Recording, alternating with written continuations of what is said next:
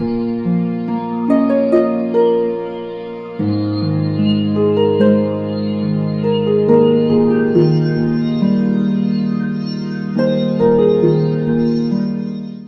here in the Cathedral of St. Patrick in Armagh, looking at a beautiful stained glass window in which is depicted St. Malachy, who is one of the patrons of the Archdiocese of Armagh.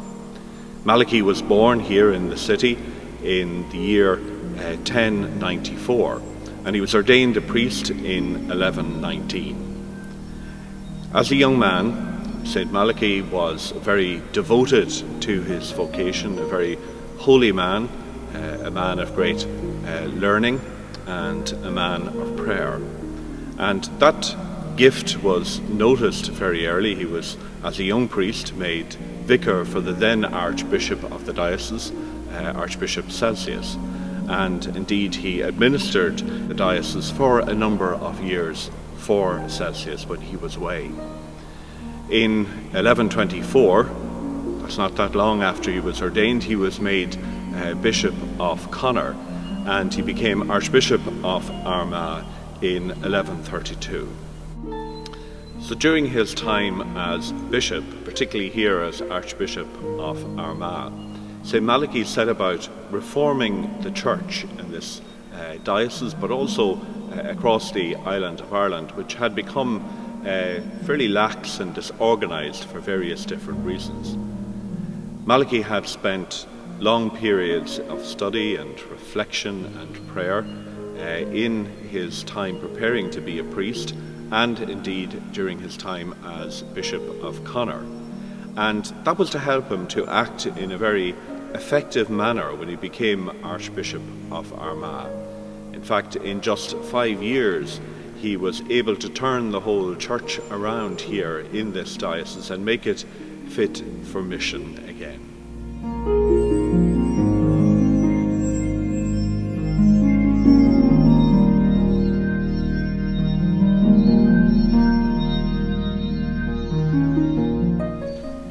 So because of his commitment to reforming the church of his day and the time he spent in prayer and reflection before he began that task, Malachy is a great model to us in the Archdiocese of Armagh as we set out on this year of reflection and prayer.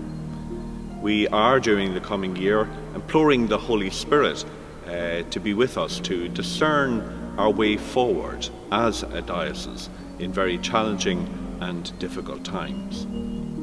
Because so much of what we have grown used to and taken for granted as a church over the years is changing and beginning perhaps to disappear, we have to find a shared strategy about how we operate as a church in this new decade and indeed beyond that as well.